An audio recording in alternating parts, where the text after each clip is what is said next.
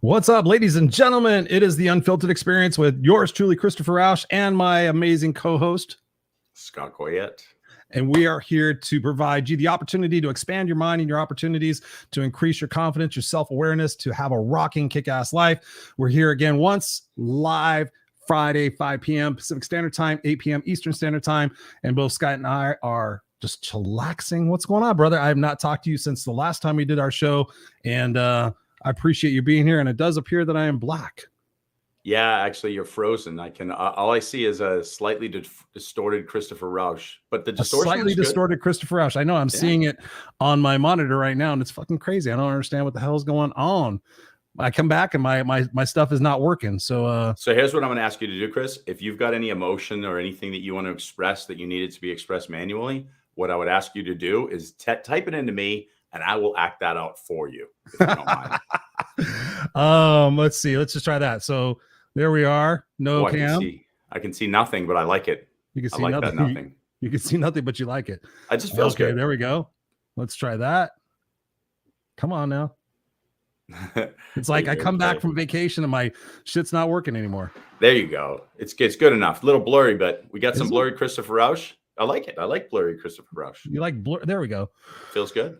There we go. What's up, man? It's literally been, it feels like a second since we talked. And we literally, just to show you guys out there, Scott and I haven't talked in like the last 15 days. So this is like us catching up in front of you guys, as we always do here on the Unfiltered Experience. So thank you guys for being here.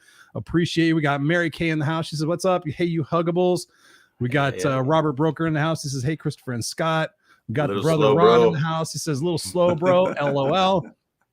Technology is not on my side. It's like Chris, I literally was just out in the pool with my son, just chilling, having a great time. We got Lee in the house. Hey, Lee. Missed you all. Yes. Thank you, Lee, for being here. I come in here and I tell my assistant, Alexa, but the other one, and I said, turn on my studio lights, and it's like, your studio is not connected. I'm like, what? And then we get on here and my camera wasn't connected, and I'm like, okay, this is kind of fucking weird. Yeah. But we are here tonight, live, back at it. And what's going on, man? I literally have not talked to you since we left, and it feels like a minute, but it was like, for me, it was like 15 days of craziness. So what's going on with you, man? I have a feeling that you'll say some of the same stuff because we're brothers from other mothers, and I just feel like I needed that, man. I needed that vacation. I got so much to share with you. I know you're in the same boat, and there's something about a vacation, if taken correctly, whatever you need that in that moment, whether it's rest, adventure, solace, whatever the thing is you need, if you actually take that and receive it, what's on the other side is beautiful. Because I had just been going, and I feel I still probably have some more vacationing needed, which I have coming up, but I feel a lot better. I feel a lot clearer. Even in the midst of all the craziness going on in the world, I feel a lot more at peace. I felt a lot more impactful. How about you? How are you feeling? We literally got in last night. It was 15 days of craziness. And, I was in Italy. You were in the Maldives and Singapore. Yeah, the same way. It was much needed. It was crazy because it was like after the first, 5 days, I was ready to come home. I felt like it was too long to be away, but I just kind of settled into it and just kind of released control and surrendered. Like, okay, this is an amazing experience. This is an opportunity for me just to chill out. And it was challenging for me in some respects. Totally get it. That's the land of Serena, right? Serena Buffalino. Yeah. Right, a little bit. Hi, boys. What's up, Serena? Thank you, Thank you for postponing that meeting today. I was like very thankful for that. We got Ron in the house. Says great to see you guys again. Absolutely. Yes. So what were some of your so let's just back up for a second. I'm like wired because all the shit wasn't working for me. Totally get it. So we literally haven't talked. What are you having? What cocktail are you having?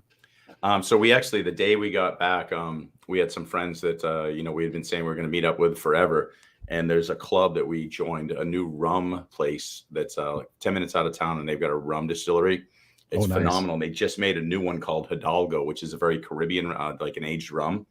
It's fantastic. This is my first drink of it. It's rum and Coke, and I wasn't going to have one. And then I'm like, I'm going to have one. I'm just going to, and it's delicious. They put all kinds of spices. There's like caramels in there. It's fantastic. Oh, nice. So, yeah, Serena's saying, I can't wait to take a vacation. Yes, you need to take a vacation, not to Haiti, but you need to take a vacation. I want to come up there. Serena, I'm not kidding either. I need to come up and see you and see Patricia. Like I'm really going to just jump on a plane and just knock on doors and just hang out with you guys at some point, because I just want to. So. Oh yeah. So talk to me about your time. Where'd you go? How was it? So the thing I want to share with you, and we've got some new guests that are going to come on and we can talk about them right now, is one of the things that I'm always doing when I'm on vacation is it's not just a vacation. I'm intruding, if you want to use that word, on somebody else's, home. And I don't like to say intrude. I say it kind of like wise-assedly. I'm going into their space. So I have to bring the best Scott possible, like the truest self. Like, we're representing America, And when I say America, I mean the United States. For America, I do not mean that we're all America. I know that that's North and South. So I ask a lot of questions. I put my best foot forward. I try not to be, an idiot. I try to understand customs and blend in and not just be this like total douche. And so one of the questions I was asking everybody is, what is it you love most about your country? And one of the things I found super interesting when we went to Singapore, because we flew to Singapore, stayed 2 days, then we went to the Maldives for 8, and then we came back to Singapore for 3, then went through Frankfurt. And so a taxi driver, I just said, what is it you love most about your country? And one of the things that I thought was super cool and super interesting and weird at the same time is he said, I love the fact that people are disciplined. Disciplined in their country? I'm kind of like disciplined. They're very disciplined. So they don't have crime. They don't do things wrong. There's a lot of laws that you can go to jail for, like spitting out gum on the street. Yep. So he actually loved the fact they're disciplined.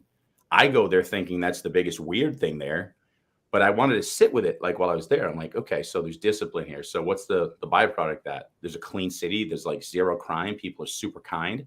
And one of the things I wanted to talk to you about today is I really was thinking about that because, Chris, I always talk about self-love. The foundation of self-love is self-discipline. Yep. And so he's clearly saying self-discipline or discipline is the big thing. So they have it, but what's the overreach? Should I go to jail for 5 years for spitting on the ground? Should I, get dragged out of, a city because I was chewing gum and dropped it on the ground? Is that like overreach? Is that insane? And so what I was trying to figure out was a lot of the problems we have here in the US, they do not have there because of this forced discipline. But where is the line for that? Where's the line? Yeah, it seems like that we're trying to get to that spot as well. But that was interesting for me as well as traveling. And I wanted to ask you this question: is everywhere we went, people said, "Where are you from?" And we said, "Well, obviously, we're from America or from the United States. Where are you from?" Southern California. And probably I would say 98 or 99% of the time said, "What's going on with you guys? You guys used to be the greatest place in the world." I don't know if you had this, but every single taxi drivers, bartenders, waitresses, everybody we went, like, where are you from? What's going on with the United States of America? You guys, you're so amazing, but it seems like you guys are falling apart. And I was just like, well, yeah, I mean, we have to go through hard times in order to grow and become stronger and everything else. But it was kind of amazing because the people all agreed with that. And most of them said, at the same time, they were talking about our previous administration. We won't talk about the person's name, but they were said, what happened during that time? And I said, well, sometimes you have to go through a lot of pain and go through a lot of trauma in order to bounce back. And I said, that's one of the things we talk about in our shows here is the fact that sometimes you have to hit bottom in order to realize where it is that you're going and what it is that you need to become. So yeah, I mean, I agree with that. And the thing I learned, like a couple of lessons that I was thinking about, especially being in Italy, was, my wife and I were like so anxious to move on to the next thing. But the culture there is very relaxed. Doesn't let you. No, you're like 3 hours at a restaurant. You're like, okay, why is it taking so long for the food? Why does it take so long for the check? Why haven't they come back and checked on my drink? Because here in America, we're just so on to the next thing. We're like in a hurry to get to the next thing that's going to make us miserable. And I found there was like, okay, this is a forced relax. Like they're just here, like enjoy the moment. You're sitting outside, you're having a burger, you're having some pasta or everything. Just enjoy those moments. And for me, it was like that was challenging to like just sit with that and just kind of relax, because here we're so, on to the next thing. 100%. Yeah, no question. No, I love that. And the question, of course, I was getting the same question, but like what you and I both do is like, I'm going to ask questions, I'm going to answer questions. Yep. And so, my feedback would often be questions. Well, what do you think? Who do you think was right in that situation? Whatever. And I'm going to say the same thing I've said again. I don't care about saying the person's name. I really don't. But I'm literally blown away by the fact that I want to travel with these people who swear that like people don't think Trump's insane in other countries.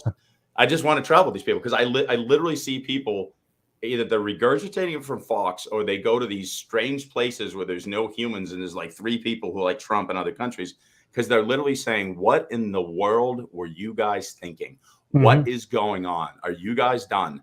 What's happening? Like, it's just fact. And you know what's funny? The one country in the past when I've traveled that I've noticed actually supported Trump was Israel. I met 2 people from Israel in the mall. Well, of course they support him because he's supporting them financially. True. So what I found this time was people saying that might have been a mistake. Even the 2 Israelis I met said that might have been a mistake. And I'm like, might? And the bottom line is, if this taught me anything, this taught me if I want to find peace, everything you and I talk about, I need to start by being the light of I know what's true and not keep focusing on those people who just make no sense, and literally just focus on what does make sense and continue to do that in my life. Mm-hmm. And so I will share something with you that you're going to have a lot of fun with this guy. What I did was I was learning everyone's names, learning everyone's stories. I mean, really spending time being present with people. And a few of the people I met, one guy, he was the sailing instructor in the Maldives at the place we were. We went out, got stuck in a storm, got stuck on an island. There was thunderstorms coming. It was amazing. He was from Turkey. Loved listening to his perspective on the world from Turkey. Another guy was from the Maldives and had a lot. I don't want to share too much of the perspective about the Maldives. I will just say it was freaking beautiful. But he's going to be on our show, Chris. We're going to maybe have to record it. We got to see if it works. As far as technology. Is that the one guy you sent me the message about? Yes, you're going to love it, dude. Yeah. I'm just going to tell you this for everyone listening. This gentleman, his name is Ali V Shark, and we call him just V Shark because he's into the ocean. He's a shark guy, but it's his real name. And so he's going to teach us a lot about how we can back up and be more primitive, but be more evolved simultaneously. And the conversations I was having with him were so beautiful and so deep. And on this one island, there were people from South Africa, from Bangladesh, from Turkey, from the Maldives itself, from the U.S., from Israel. It just kept going. And I'm like, how is it that this group of people live such beautiful lives together? And you can sit here and say, well, they're working, they're doing this. I'm going to tell you, the answer actually lied at the end of the dock when we got dropped off into the Maldives. There was a dock. And as we crossed a certain threshold, it said this. It said, no shoes and no news beyond this point.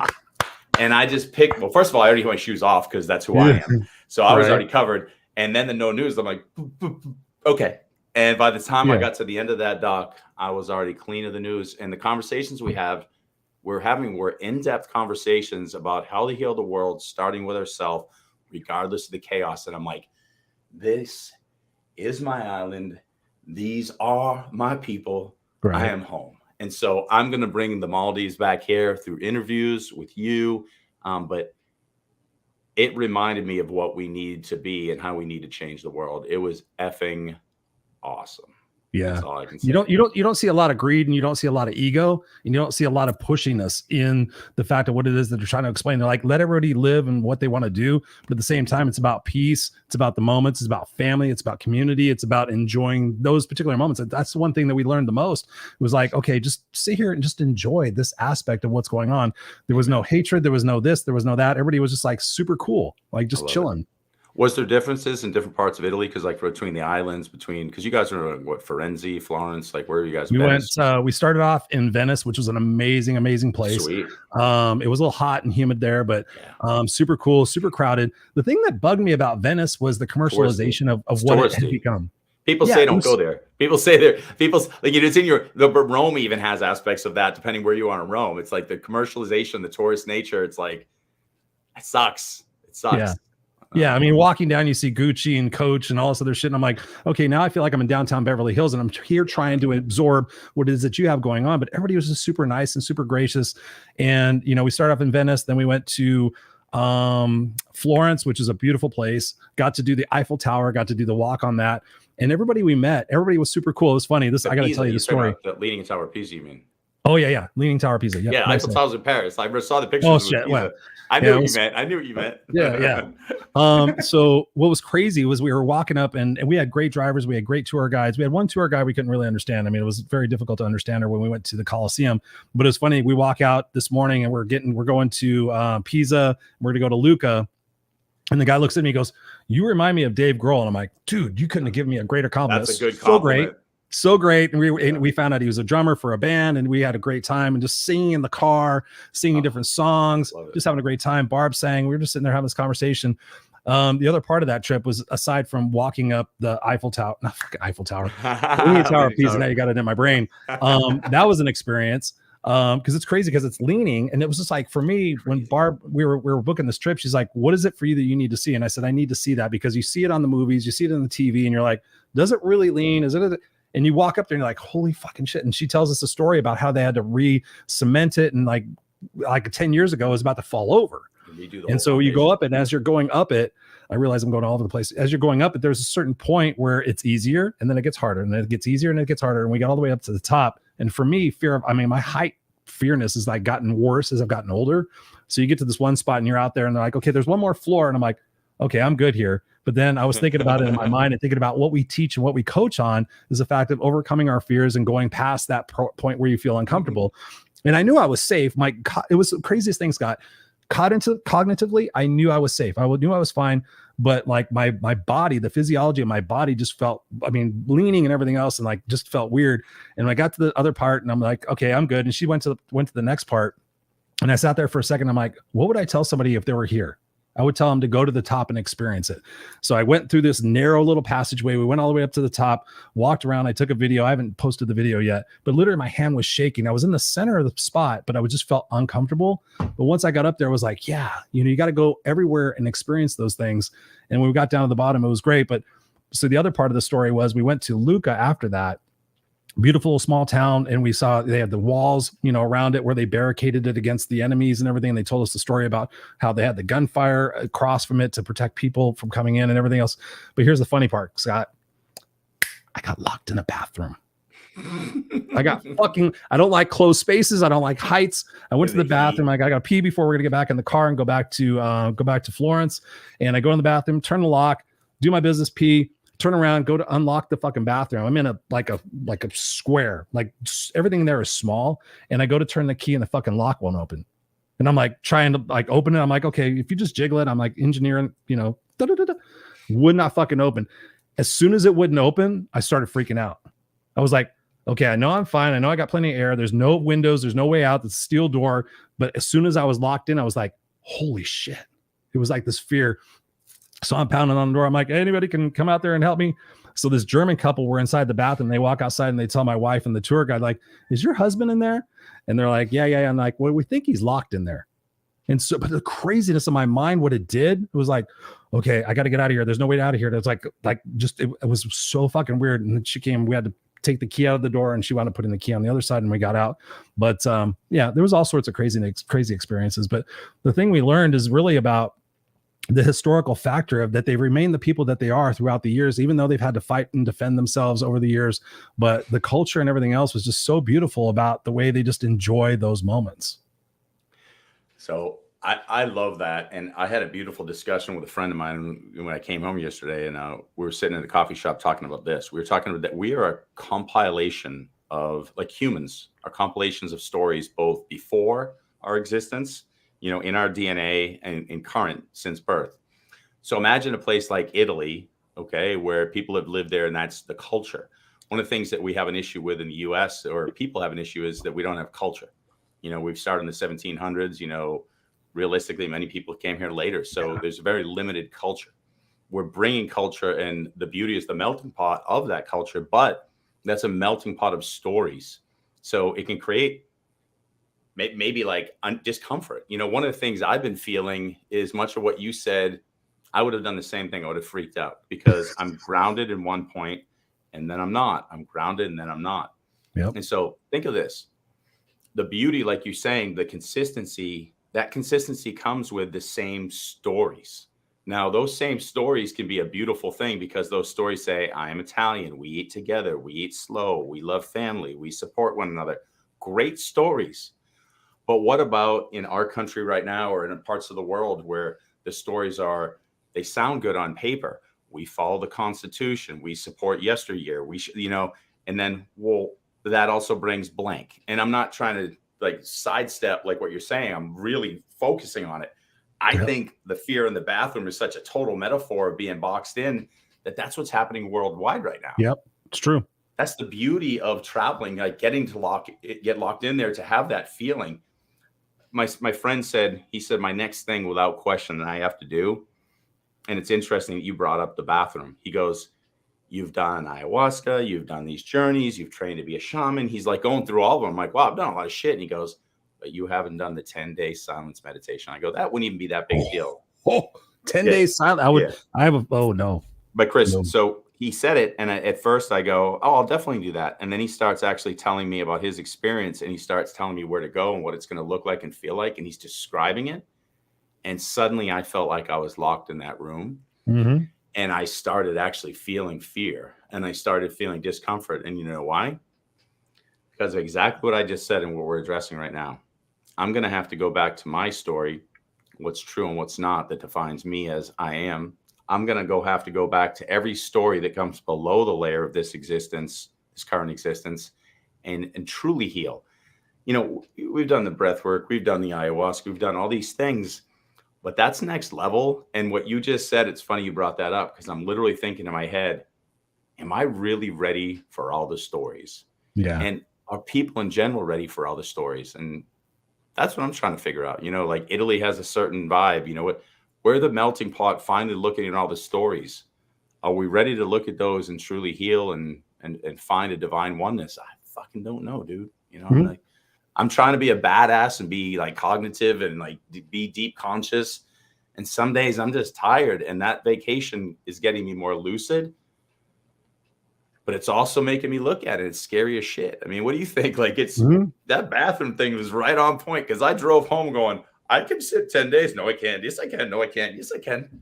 You know? No, I've actually talked to people who have done that, and it's pretty amazing. They say at like hour 4, you're just like ready to go out of your brain. And the thing I thought about in the bathroom was, I thought about solitary confinement. I thought about prisoners being in there. I'm like, they're in here for 30 days. Oh my God. But you think about it, because we all want comfort. We all want security. We want safety.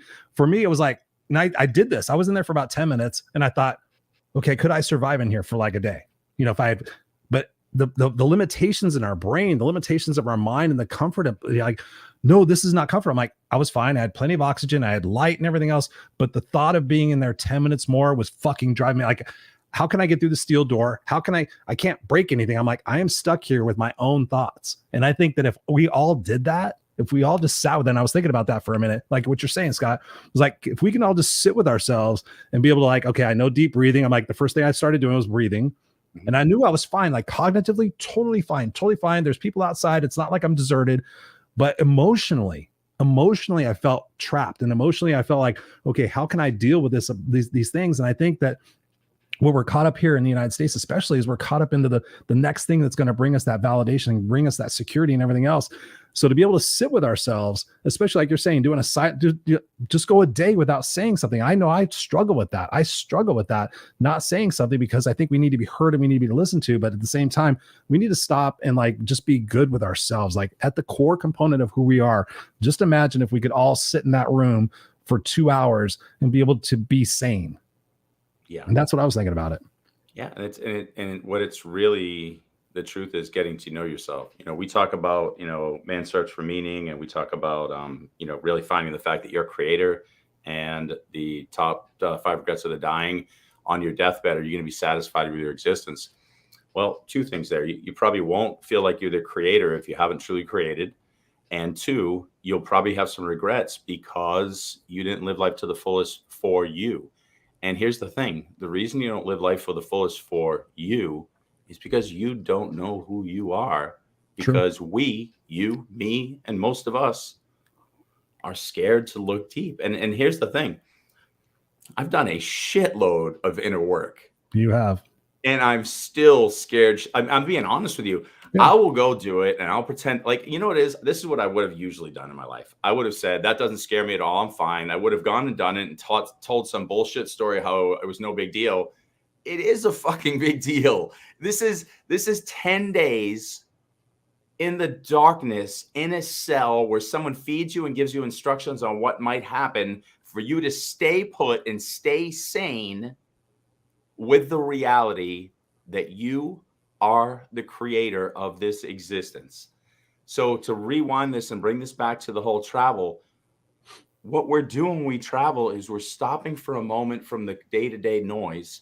Yep. We're looking in the eyes of other people, seeing ourselves, and coming to terms with the I am creator. I am a loving human. I am a big part of this universe. I am, you are, we are. Yeah. And how do we take these perspectives? How do we blend them? How do we support? How do we love? What do we do with it? The first step is figuring out who the hell you are, getting locked into the door, you know, just having the conversation about doing the 10 days. That's part of the 10 days. That's step one. Me going, ooh, that sounded really like when I really thought about it. At first, it's like, oh, I'll do that because I always say I will and I will. But shit, that's scary. So tell me more about the vacation, about the people, you know, because we're talking about perspective and, you know, what our fears are, whatever. What did you learn from some of these people? Because I've got story after story. I love it, man. I've got some good stuff. No, I'm glad you said that, Scott. One of the big things that I realized is that I've said this before, we're here for a minute, but in going there and realizing the historical factors of what has taken place, you know, 79 AD, like this was like really 79, all the different thousands of years we saw like mummies. Basically, we saw people that have been preserved that have been there for like one person was sitting there. Literally, it looked like they were doing this. Barb goes, it looks like he's doing this. He was there for 1,000 years. We're here for 80, maybe 80. We're here for this long, and we think that all this shit matters, and all what I do, and all what I say, and all these other things. For me, it was like, it doesn't matter. It does not, all the longevity of it does not matter. It's about being right here, right now, and seeing all the different things that have gone on and how they were so resourceful in creating all these massive structures and working together for a greater good and for a common purpose, and thinking about how we get so caught up in all the minutia of everyday life. Oh, you got to see this Netflix show. You got to do this. It's like, no, am I enjoying the moment? Yes or no? If I'm not, then I have to take responsibility, accountability for myself and my actions to not worry about what everybody else is doing, and just to focus on my own world and to realize that we're all part of a greater good. But at the same time, we're here for such a nanosecond. And we think, and Barb was telling me about this, you know, we were talking about US history. She kept saying, we don't have anything like this in the United States. Like, we don't have these different aspects of it because we're relatively babies. We're babies in the whole geography and the whole entirety of the planet and what's been going on. So for me, that was like a reframe and a perspective to say, okay, wow, what is it that we can focus on? But I think that as a collective, there seems to be this, you know, obviously the sides and everything else that are going on. It's like, if people just focused on their own life, am I happy doing what I'm doing? Am I happy in the relationships? Am I happy? And you're not going to be happy 100% of the time, but we have the choice and we have the opportunity and the resourcefulness to be happy in what we do. And so that was one of the big things for me, was just realizing and recognizing that we're here for a nanosecond and to stop wasting so much time on everything else. And that's the thing that frightens me about what's going on over here, because everybody keeps like saying, you know, what's going on over there? What are you guys going to do? And I'm like, we're sitting there going, okay, can we move to Florence? Can we do these different things? So for me, that was one of the big shifts, in understanding that. But the beauty of no matter where you go or what you look like, that people are accepting and loving was like such an affirmation for me to know that 80-90% of the world is really good people. We met people from all over the world, like you said, we're saying, and we all got along. We were all great. We're all taking pictures and laughing and joking, people from India, people from England, people from all over the world. And it was like, it just reaffirmed for me that we're all part of the greater good, and we all really do love each other. It's just the matter of what's getting caught up in the media. And I think that's being perpetuated to a negative extent, big time. 100%. Yeah, the meat has popped up in a lot of my conversations. A couple things have popped up, and then and you brought up an interesting point too, because when I was in Rome, was it like 1998 or something like that? I remember being in Rome, and I'm like, oh my God, like these kids playing like ball on ruins, that have been here for thousands and thousands of years. And then you walk over the Colosseum and you walk, you're walking around like, what the hell? It's like right in the middle of everything. I'm like, this is nuts. And Boston had some history because at least we were one of the first, but still I'm like, this is exponential. And then now I sit here and I always, the thing I want to talk to you about is the timeless self versus the time self. The 10-day meditation, or when you're doing an ayahuasca journey, or when you're in deep meditation or whatever, that's when you go into that timeless self, that conscious, being that is responsible for creating in this experience zone that we're calling humanity, calling Earth, whatever. The time doesn't matter. You know what I mean? You're sitting here saying, look at all this history here. We're saying shorter history here. For an infinity, we've been creating.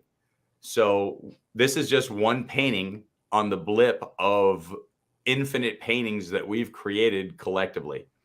So I'm going to throw something at you that came to me the other day, because you know how, like, when I start getting deep, like, I remember how Go Love Now came to me, like the love and the fear model, literally while I was sleeping. I woke up in the morning, it was all written down, and I bought the domain name Go Love Now. I had another one of those right when I got back from the trip a couple days ago. And I didn't understand what it was, because I heard it during the day in my head. And I was like, and then I kept hearing it. And then I woke up with it and I'm like, oh, I'm missing something. There was two simple words: divine divide. I'm like, divine divide, divine divide, divide, divide. And then I'm like, and then I stopped asking and I just started receiving.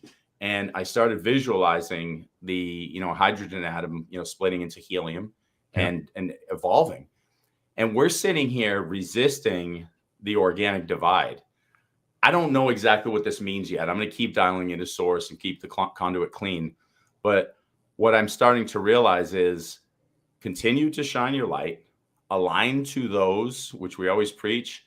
I don't want to say who think like you, but are energetically aligned to you, because think like you means ego based, but energetically aligned to you. I know this is what's happening when I'm talking to people that we would deem the other side. This is what's happening. I say, it is not right to do blank. And they come back and go, but the Constitution says, or, well, how do you vote for somebody who does that? Oh, you don't like my political party. I'm like, you're not even answering my question. Right. I'm like, this has nothing to do. So here's the thing. When something's dividing, there's two different purposes. Maybe we have two different purposes. Maybe we're splitting off to become a heart. They're splitting off to become a lung and a bigger collective being, maybe this split is organic to create a new element. Like, I'm not going to sit here and try to figure out the how. I know my why, and I'm going to stay in alignment to that. So I don't have all the answers to this, but that was a download for me, divine divide. So what I'm starting to do is I'm starting to say the JS, I'm giving an initial because I'm not going to name names of somebody that we might talk to. But when I look at that page, it's batshit crazy to me. Mm-hmm. Well, maybe he's creating a lung while I'm creating a heart, and I'm part of a different alignment. So that wouldn't make sense to what I'm supposed to be in my purpose. But I'll tell you this, it seems insane. So I have to walk away from that, and I have to align to what I align to and be fully present and in service in this time space. And we're all dialed into the timeless. Does that make sense? And I'm absolutely not sure what it means fully yet, but what I got was divine divide is saying, relax, stay on track, be kind, you know what you're doing, keep going. And I was like, okay. But again, I'm calm with it. But we've been in a place of a lot of shaking up, kind of like a lot of motion before there's a divide. So maybe the divide thing still allows oneness because we're all from one being. Yet maybe the divide is the actual evolution that's necessary for us to, I don't know, learn the next lesson. Does that make sense? Oh yeah. Oh no, 100%. I mean, I hear what you're saying, and I think that's for me is like one of the things coming back here. And I said I was just going to disconnect for this particular trip and just like relax and like, not do anything. And I did a really good job of it. And then knowing that I was going to come back here was like, okay, what am I willing to sacrifice and give up in order for me to become my greater self?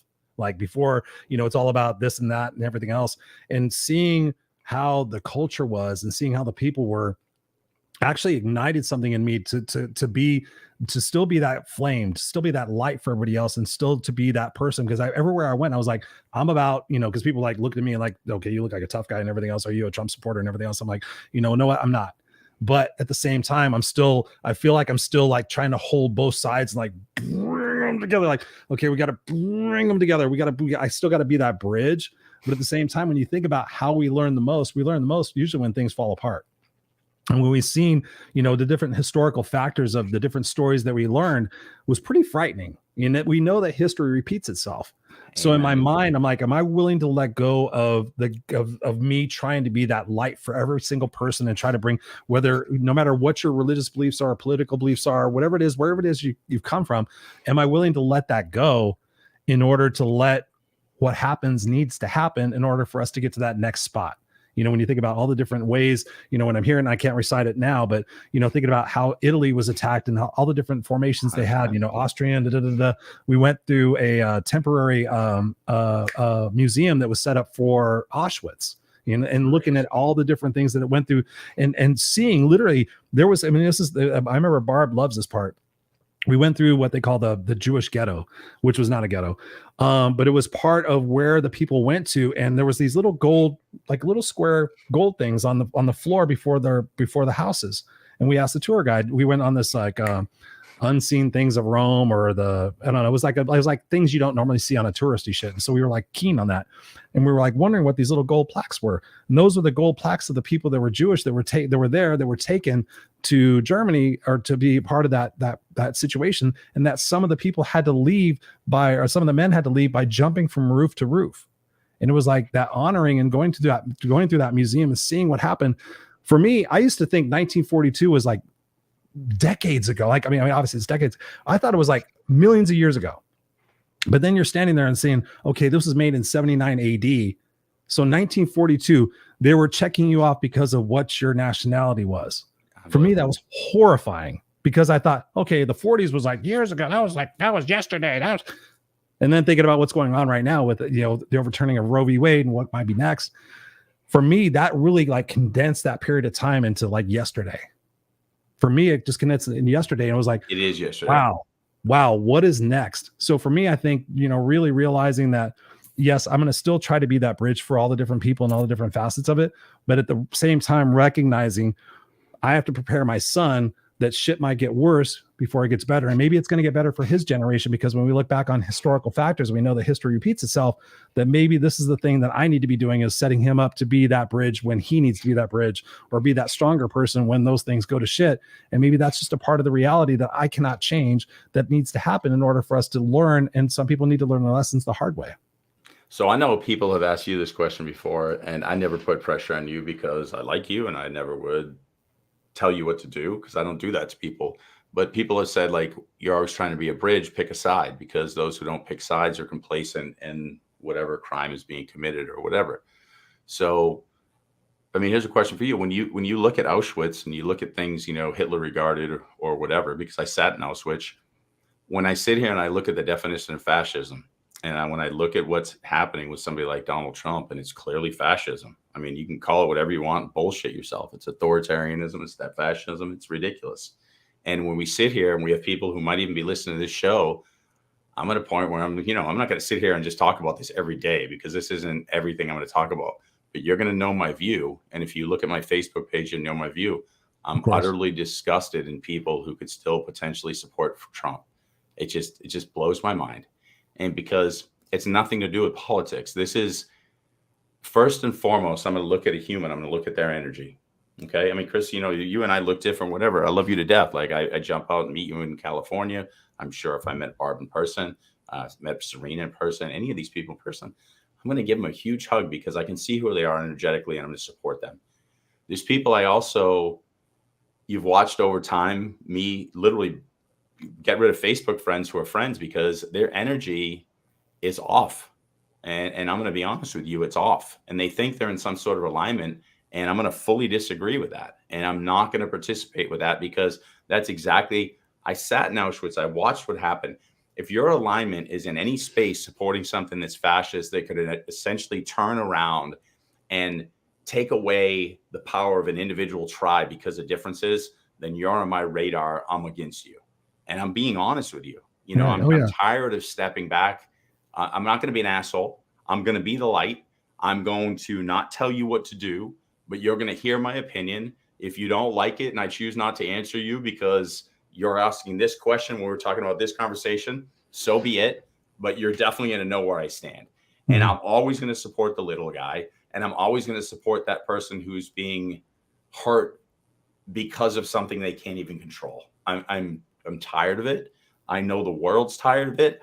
I ask a lot of questions of other people when I'm traveling. I know that the support in humanity does not support the behaviors of somebody like Trump. And I don't give a shit if that makes some people money in the economy and they think gas prices are too high. It's just batshit crazy to me that those things are paramount over humanity. And I'm not going to sit and be idle behind that. And I get your point of being the bridge. How what does that look like to you? Like, cause I'm like a real question. Cause we have friends who still, I just, what does that look like? How do you, I'm going to be the bridge by being the truth. And as things unfold, if they can't see the truth, then they can't walk with me. That's how I'm going to be the bridge. But I'm constantly listening for the truth. And I'll admit when I am clearly wrong, because I have nothing to do with it. The truth has something to do with it. And I follow the truth, period. Mm-hmm. Yeah, no, I hear what you're saying. Totally. And the thing that fucks me up is I've had these conversations with people on both sides. And for me, it's like, I asked my question. This is the way I was able to understand my mom. If I had walked through her steps, if I had been through her particular experiences, I'd be like her. And so when I talk to some of these people who are on the different sides, their particular truth and what they understand and what they seek out and what they find is the answer to what it is that they're looking for. So to them, their truth is their truth because they're able to sit there and say, and for me, I've always struggled with this. I told you this before, like, what is the real truth, right? You sit there and think, okay, this and that and the other thing. Then you hear other things and you start to understand that. It's like, okay, if we all followed that particular doctrine, then might we be like them? Like if I sat there and I watched all that stuff and I've had people send me documents and I've read them and I'm like, oh my God, that's truthful. The historical aspect of how our money situation has worked. If I follow fiat that, currency and all that, I mean, you could take a truth and then you can blow it out into blatant conspiracy theory. I mean, here's the reality. Like, I'm with you. There's always a chunk of truth in every conspiracy theory, psychotic bullshit. And then they'll say, see, I told you so, because one piece turned out true, which we weren't even arguing. We were arguing the whole theory. The smart conspiracy theorist does the same exact thing, puts an easy truth that will be revealed to say, see, I told you so. I mean, it's a fucking game, dude. I mean, it really is. And there's intellectuals, there's very smart people in all spaces of existence. What kills me is I watch some brilliant people on the other side who get one, but it's almost like you got 10% of the test. So you think you got 100 because you got one piece right. And I'm like, you're better than that, dude. You're not that dumb. You're following shit just to agree with your righteousness. And it's fucking mind blowing. It's like a flip strip right now. I'm going to swear today. Go, Scott, go. It's the Unfiltered experience. But here, I guess my biggest point is I'm with you, dude. I'm a massively empathetic person. Oh, yeah. I still love those people. I would still, like, if any, dude, you saw like one person's in the hospital. I totally disagree with it. I'm going to be there. I'm there, dude. I'm there. I'm there for humanity. But I'm not going to be a savior telling them what they need if they can't see it themselves. I'm going to be what I say I am, and they can follow me. And when I'm wrong, I'm going to say, whoops, I was wrong, evolve, and I'm going to move forward. So I'm going to be that light and be that player, as I call it. And I'm not going to be the savior. I'm not going to play the victim games. But there's a fine line for me of being the bridge. Like, I don't know that I'm going to be their bridge until they're ready to take a walk to the other side. I'm not going to be standing as a bridge. I'm going to be standing as the light. And when they say, hey, can you shine that light over here? Then I will do it. But I'm not going to babysit as a bridge and sit and let them see me as a bridge. They're going to see me on the other side. Mm-hmm. Yeah, no, I totally see that. No, one of the things that I take from all of this is I sit there and think about the thing that we need to be doing more of is having those conversations. Like everybody's like on this side or this side, they're developing their news, they're developing their news, but nobody's like having those conversations, because the things that I've had those conversations about, ultimately we want the same things. Everybody wants the same thing. It's just about the mechanism of what we're going to do about it and the belief and the ideologies that we have about it, but nobody's talking anymore. Everybody's like, I'm going to move to Florida. I'm going to move to Texas. I'm going to move to California. I'm going to move to Idaho. They want to go be where everybody else agrees and thinks like them. Sure. And then we see what the Supreme Court is doing. And it seems like they're sitting there saying, okay, we're not going to have the federal government anymore that's going to be overarching everything. It's going to be the independent states. They're going to have the opportunities to govern what it is they need to govern. So everybody's going to go to their own separate areas. And we're going to go back in time. Instead of being the United States, we're going to be the divided states. I don't know how we got on all this from all no. I think this is good stuff. So here's a question. Here's a question for you. All right. Here's a question for you. And I think that this makes so here's my biggest failure to date when I'm having those conversations. Someone will infiltrate a post, and I do it with intention to get that infiltrator. But okay, I might say something like this: Christianity has been hijacked by the the alt-right super Christian group that's not even really Christian. And so I have nothing against Christianity. I was raised Christian. Yeah, I have an issue with that becoming very political, and then them just overtaking the government. So if I'm in that space, one of the things that's driving me nuts is these people, when they hijack my posts, I literally say something like, we shouldn't be doing blank. And they'll go, but the Constitution said, but this said. And I'm like, that's not what I said. I said, we shouldn't be doing this because of blank, because of blank. What I'm seeing is a massive inability for people to listen to what's going on in the conversation and answer according to it. Go to any of my posts. Like if anybody wants to, go listen to my posts, read what I wrote and walk through and listen to the side comments.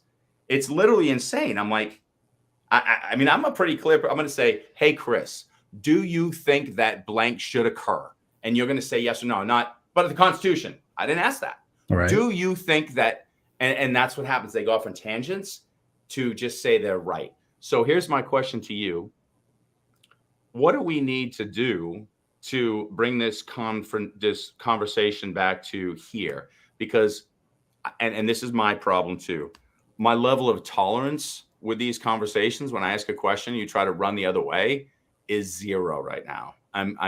So it's on me. Is there a better way? Because I can't do this with every single conversation, have to reel you the fuck back in because you have zero ability to say what's in front of you. I can't play that. I'm tired. So maybe I'm not supposed to. Maybe that's why Divine Divide came in. Maybe this is organic. I mean, what's the answer to that? Here's my thing. And I've recommended this to some people who try to argue with me about being the bridge and what you're teaching Jackson. It's one thing to do it on Facebook and do it on messaging and stuff like that. It's another thing to talk to somebody. So I would recommend that when you're having those conversations on Facebook and everything, take it offline and actually talk to the person. Like really talk and say, okay, what is the common goal that we're trying to seek together?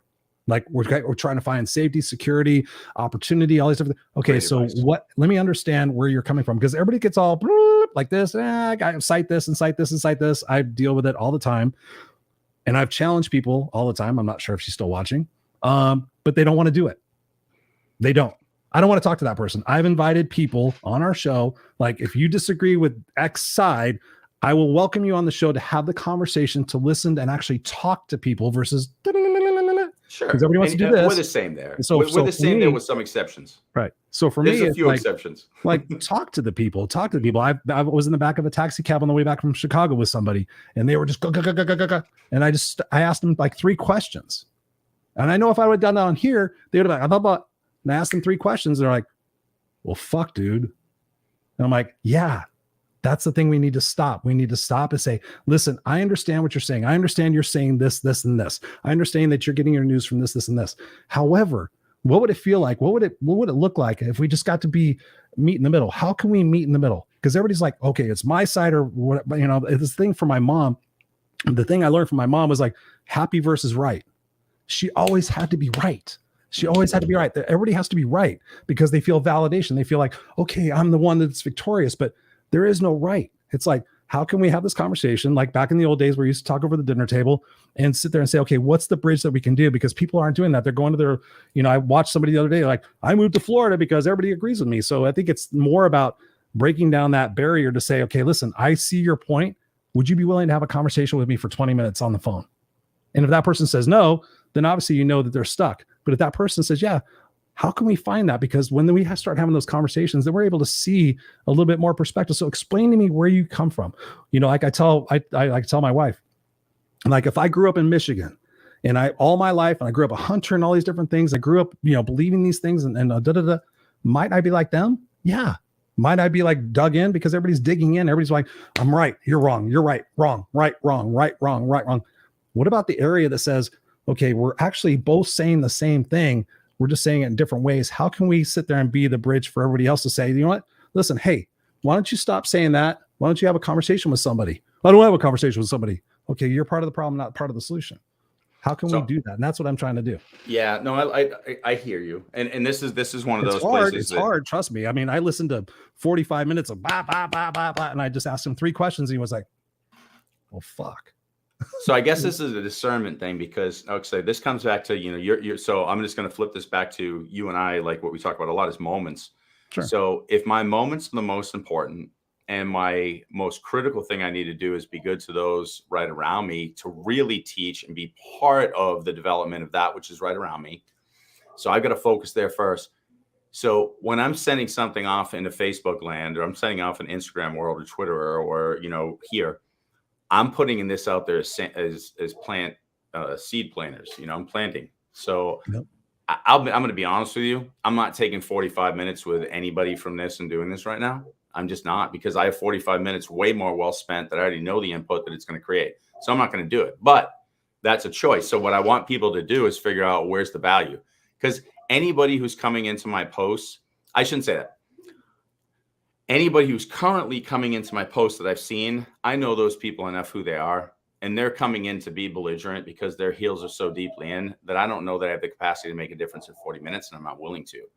Yeah. So that message wasn't for them.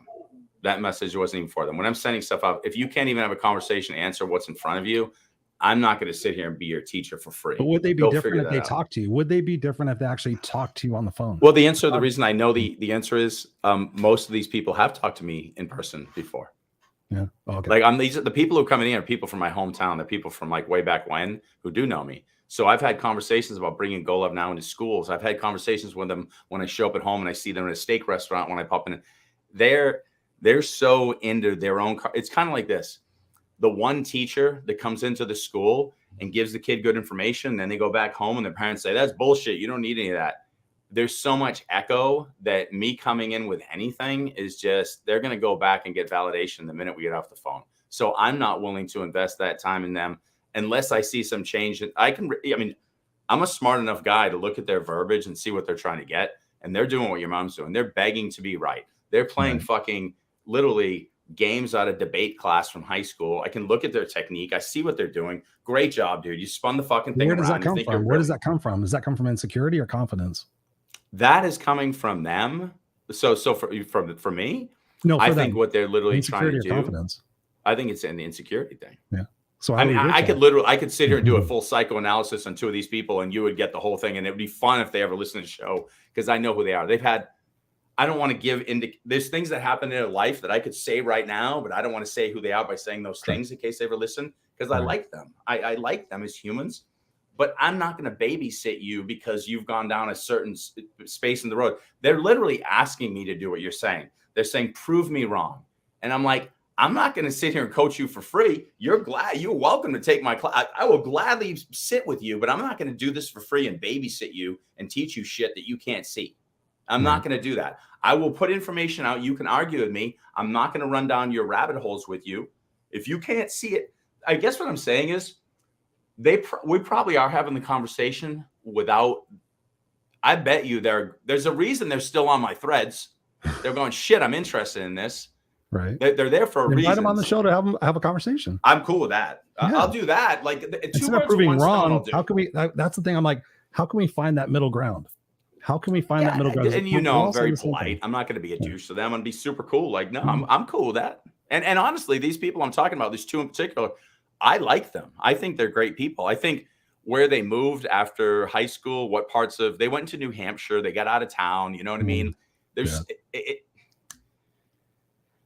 I get it, dude. It's the whole empathy thing. And here's the thing. I'm not responsible for your learning. I'm not responsible for your inner work. I'm not responsible for your growth. If you can't see what's in front of you, I'm not your babysitter. But I'll certainly be there to support you the minute you take a step and say, I feel like I'm drowning. But if you're sitting here saying you're the problem, keep looking in the mirror. We'll talk in a little bit. Right.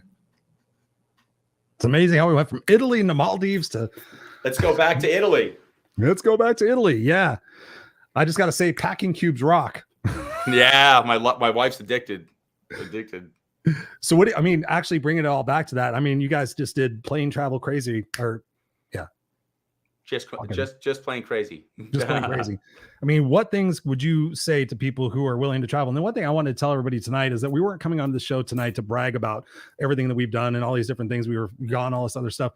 You guys out there have the opportunity to do that as well. I mean, Scott and I bust our ass. I mean, I have sacrificed and forgiven all the different things in my life to be able to do the things that we get to do.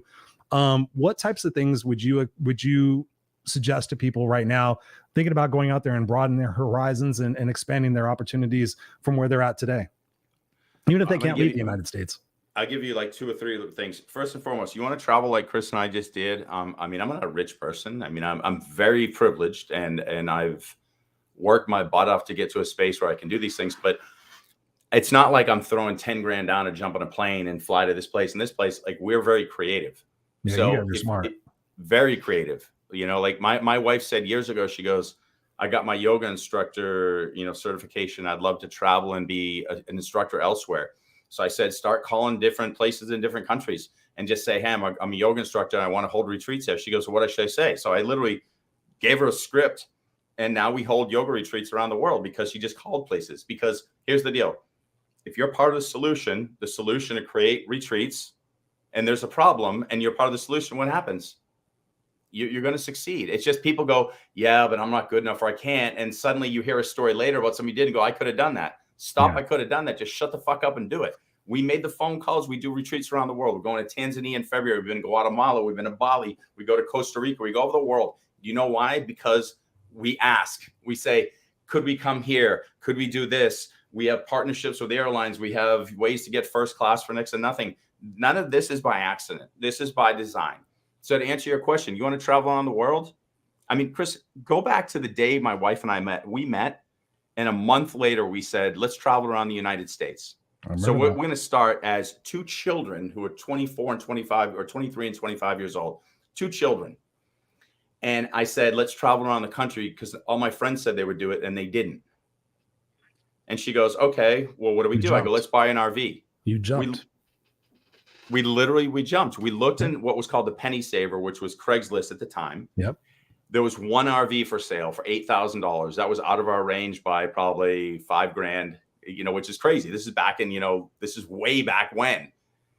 So we go to the people, we say, we'd love to borrow this RV, but we're not really looking. We were just thinking maybe we'll travel around the country. They go, how much do you have? And we said $2,600. That's what we had between our bank accounts. We're children. And they go, we'll take it. So we hand them, literally, we go to the bank, get a check, come back. They were leaving the next day to move back to Australia. They tried to sell their RV. They literally forgot to do it. They gave it to us. They put in an amazing stereo and gave us some other shit. We had like 20 grand worth of stuff, hands us the thing. And now we're driving around the country. We got a job with Citibank. We traveled around the country, promoting credit cards, seeing the entire country. Do you know why? Because we knew our why. We want to travel. We want to see the world. We were fucking dialed in, Chris. We were going. And the universe goes, you guys believe it. And so everything I'm sharing and you guys hear and you're going, is he full of shit? Is he real? My whole life is real because I dialed into my why and I made this shit happen. It still happens today. So if you are listening to what I'm saying and what Chris is saying, thinking we've been given anything, we've been given everything from the universe, which is really right in here, because we understood what we wanted here. I said, I want to travel because I want to understand perspective. I want to see the world. I want to see how I can impact it, how I can build a better me to build a better you. And the universe said, you're being authentic and your intent is real. Here you go. Same shit. So if you want to see the world, you want to do what we're doing. I mean, I don't want to sit here and promote stuff. Take Chris's coaching. Take my coaching. The truth is, dial into your shit and you will have everything you want. This is not rocket science. I don't care what you want. You want to go with Chris, you want to go with me, you want to go with somebody. I don't even care who you do it with. Come back and tell us about your success. I just know that if you do it authentically, we're going to flip the script and you're going to be on the show telling us how you went to this place and it all worked out, because that's how the universe works. That's all I got to say. Sorry, guys. Amen.